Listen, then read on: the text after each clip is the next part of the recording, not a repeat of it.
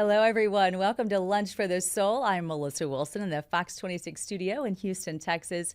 Very happy to welcome you here today because we're going to talk about something that affects a whole lot more people than you may have ever realized. We're talking about rare diseases. Did you know that 1 in 10 people is actually affected by this? Think about that number. So somebody you know and love has probably had to deal with this. It's certainly the case for the precious family who's joining me today. So without further ado, let's bring in Wesley and Samantha Rogers. Hello, welcome to Lunch for the Soul.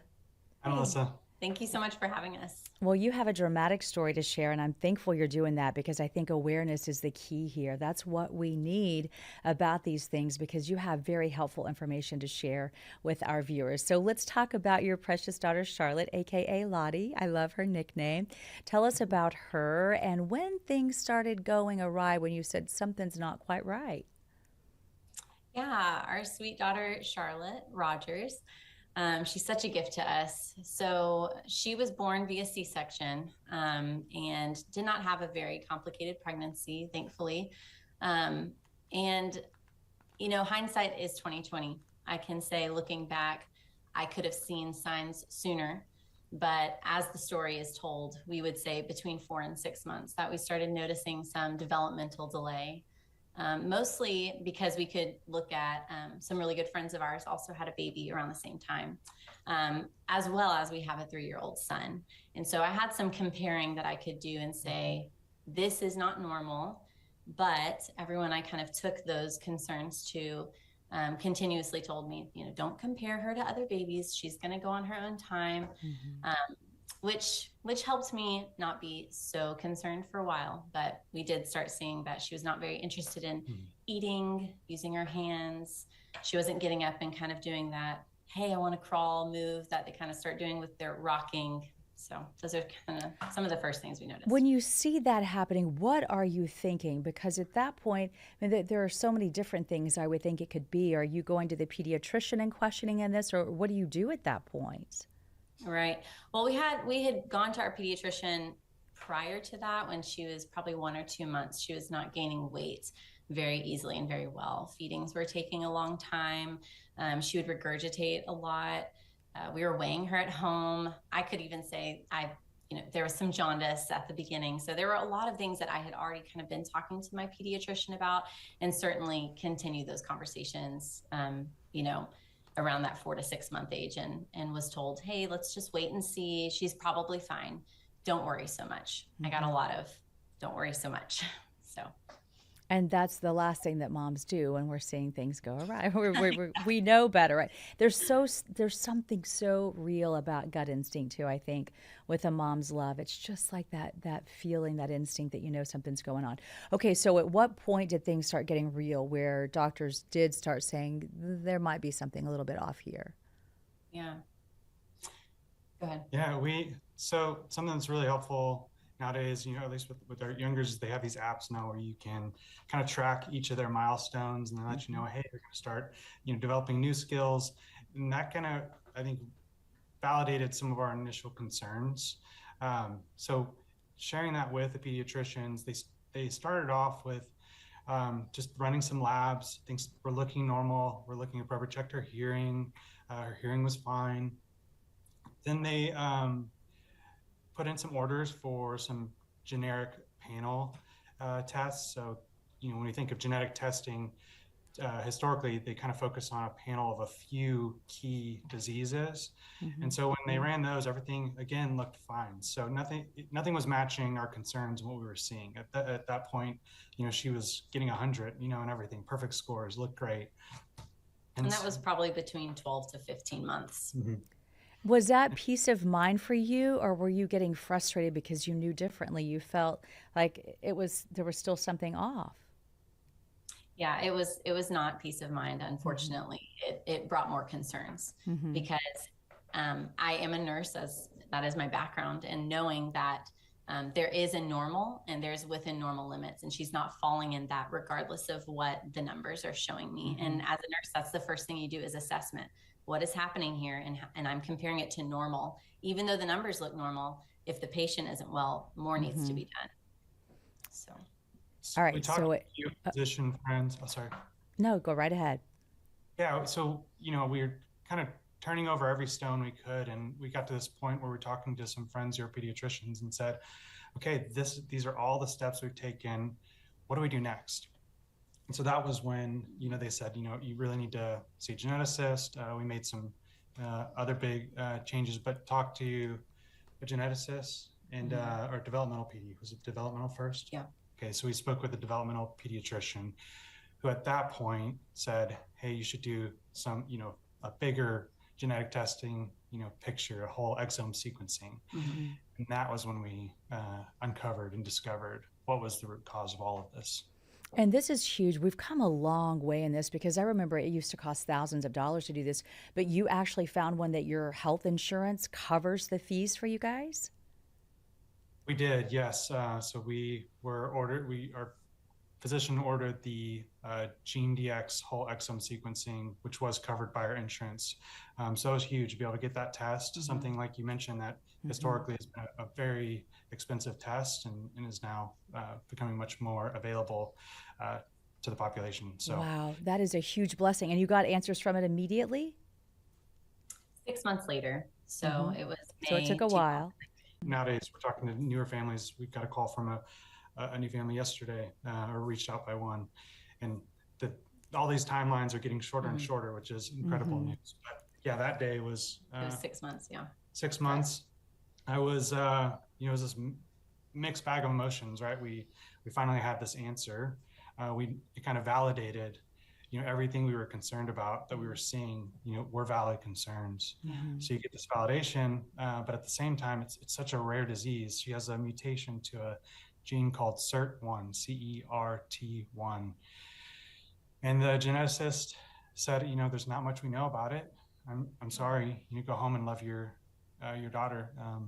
And she gave us a sheet of paper that had a few biographies on it, just very minimal information on these children, but all of them, the kind of words that stuck out on the page were developmental delay, nonverbal, seizures.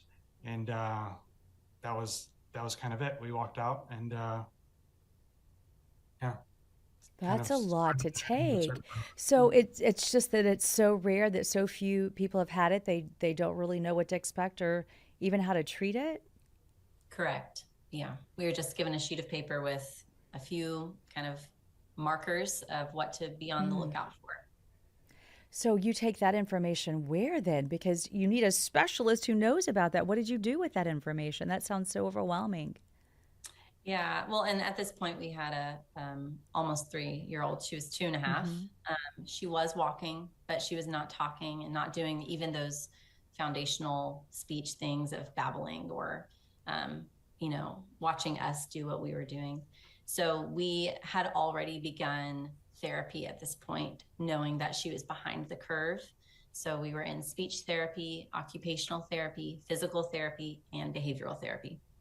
Wow, so you were ahead of the curve. I feel like being a nurse too, you realize that early intervention is key here. So that was huge, but not everybody has those resources, which is why I feel like this conversation is so very important for people to realize that you can do those things before a diagnosis. If they're not meeting those milestones, that help is there and it can make a huge difference. How did you all deal with this emotionally? Were you praying about it? Did you rely on your faith to get you through this really tough time? Yes. Well, thankfully, that is something that has always been a part of our lives. We knew that we could trust God in so many ways, and in every aspect of our lives, He had shown Himself faithful. So this was just another aspect that we got to say, Lord, we know that you're going to do something because you're powerful, because you're in charge, and because you love us deeply. And so with that, we really had a lot of confidence that we were going to get through this. We could weather this storm, although it wasn't going to be easy. We have, the maker of of the world in our boat. So, And I think it's so beautiful that it deepened your faith and kept it strong and that you never questioned it and that you rely on that. I feel like that makes such a big difference in your life. So let's talk about how she started advancing from there. So you've got her in all these therapies, you now have answers. Did those answers help you at all moving forward, or did you just keep the path with what you were doing already with those different types of therapy? yeah, I mean, initially, right, we get this information and we're like, okay, thank you. What do we do now? And so we just continue doing what we were doing. However, it has shaped so much of our life now, and it really shaped her care. As Wes mentioned, we have been in the PICU many times. Just actually like 3 weeks ago, we were there. But she had a really big episode in 2021 where we were in the PICU for 6 weeks. And knowing that she has this rare genetic disease that really shaped the doctor's care for her, and knowing that, okay, we're not dealing with what you might see just come in through the emergency room with like your typical seizure, right? We're going to expect the unexpected in a way. So it has really shaped, I think, how we care for her and how doctors care for her. Yeah, something that's really interesting, how like the before and after the diagnosis is, I think it really empowers you as a parent to be a key contributor to the care team. We notice that providers, especially in like these critical care teams, they really, I think, take you even more serious as a parent, because now knowing you have this rare disease, they're really leaning on you to help them uncover what you know, because as the rare disease parents, we tend to be the experts on this disease. We have the most information. We've studied it the most. And so they really trust the knowledge we have of the disease. It's been our experience, and it's been really helpful in our care. Have you been able to find any other parents who are dealing with this so that you have somewhat of a support system? Yeah, so early on, no. When we first got that sheet of paper, we felt quite alone in this disease. We couldn't find anybody online. We checked social media. We Googled, for hours and hours. But it was just us. And fast forward though, after Lottie's big 2021 episode, we looked again and found a blog from a mother in Europe, and she connected me with a small Facebook group of some families, and that has grown. We're now I believe we're at 16 families represented there. There were 8 here in the U.S. that we know of, now 9 as of yesterday, patients or children with the SIRT1 mutation. So we created Lottie's Light Foundation to be this beacon, to be this lighthouse for our community. Because even now, when you Google SIRT1, you're going to struggle to find information, struggle to find people. And so we're trying to help bridge that gap. So as more families get that diagnosis, they'll find our foundation. We'll connect them with the other families, so you can have that peer community support to learn like what to expect. Or when you have these big questions, you get to talk to folks who've already been through that season or that challenge and can help kind of coach you through it.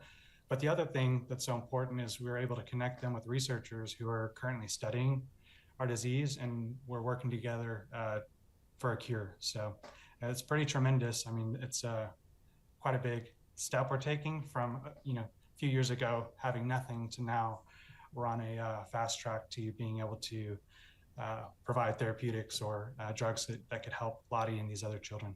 Oh, that is huge to do that much and to help so many other people. And I feel like it makes it even make more sense of why you're going through this, right? And I often feel like some people are chosen, and it's even for tough things, and maybe that is your mission in life, to make such a difference for other people. It's huge. Like, they wouldn't have been able to find anybody else if you hadn't have done this. Can you talk to us about how you were able to pull that off? Because I feel like you really have two choices. You can go through something tough and you can bury under the covers, and you can either pretend it's not happening or not do anything about it. But instead, you are pushing forward. You're making a difference, not only for your daughter, but for everybody else, even around the world, since it's so rare. How did you find the strength when you were going through so much emotionally to put this together and to make this foundation grow? Yeah, I mean, I would initially say we were in survival mode. It felt like for such a long time. Lottie is one of four. So she's not just our only person that we're pouring into. And so after we kind of, kept our heads above the water, this is the metaphor we go back to. Mm-hmm. Then we started looking around and realizing like, oh, like, I can swim a little bit further, and just kind of pushing ourselves, like you said, to say, I can do more, not because I'm awesome or we're really strong or very capable, but again, the Lord has been such a stronghold and so strong for us. We felt like we can do this because, we want this for our daughter. We want this for everyone affected with CERT1. So I think the strength really came from, we had to have time to really rebound from all of the things that we went through and the shock and growing a family. And then from there, kind of just take that next step of saying, okay, what's next? And trusting that we're doing the right thing. A lot of the foundational work came from Wes and just a drive and a passion that he found for Lottie. If you want to speak to that more. Yeah, I think, like Samantha said, I feel like we all have, different size plates, and at different times of our life, there's, it's overflowing, and at different times of life, we've got space for more. And so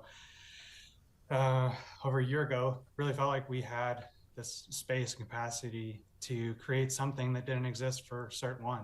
I had learned from other families like ours who were in a similar boat to ours years before and did the same, created a patient advocacy group, place that their community could get together, meet, collaborate, try to fund research, meet doctors, and build like a care team to support their family. Because the reality is right now it's really small. There's now 9 as of yesterday patients in the U.S. that we know of with this disease, but likely there's so many more, or here in the U.S. and globally. We just don't know where each other are. Maybe they haven't been diagnosed yet. Maybe they're our age and have gone their whole life not knowing what the underlying cause of everything we're living with is. And so I think, having capacity, but like you mentioned, we're asking about our faith and just, caring for others, serving others, putting others first, something that we really aim to do. We work hard to do both in our marriage, but as a family, we talk about that. And we feel like this is the opportunity that the Lord has given us to, in a life that he's given us, and we want to do the best with it that we can to, love Lottie as best as we can and take this opportunity to do great things for her and for the other kids that, we see these faces of these kids around the world that are in many ways look or act or behave like her, and you feel this, this connection and love for them, which is really special.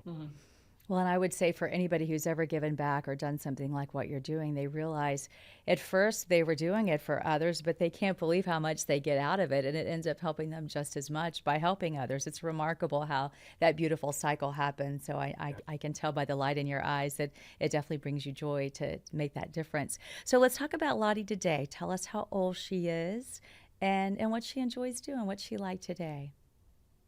Yeah, she is such a bright light in our family, brings us a lot of joy. She is 8 years old. She turned 8 October 20th, so almost 8.5. She is the second born in our family and has 2 younger siblings, and she is really sweet with them.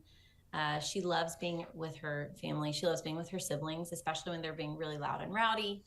She finds herself just kind of like standing by, just observing, and we call her the princess of the family because she just, sits on her little couch and just watches us, and she'll walk around and just kind of like look down upon us as subjects. And we love her a lot. She loves jumping on her trampoline. That is her passion. I feel like she could literally go to the Olympics and win all of the medals. She's so good at jumping on her trampolines. So she's been laughing a lot lately at like not funny things, which makes it all the more funny. So we are really enjoying laughing with her about everything right now. So So she's nonverbal. She's not able to see. She's got something called cortical visual impairment, which is something we're noticing across the other families as well. Mm-hmm. But since her 2021 seizure, it's much worse.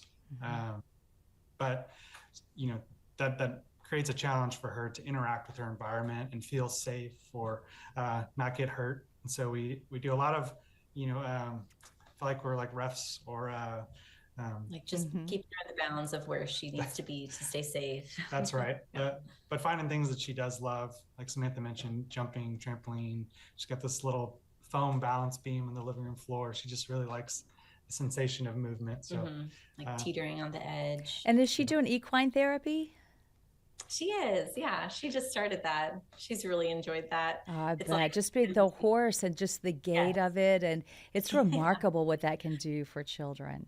It really is. I mean, I was just shocked because you never know. We've never been on a horse before. I didn't know how it was going to go, but it was so cool seeing her on there and they just started taking off and she was just sitting again on her high horse. Like she always needed to be there. Right.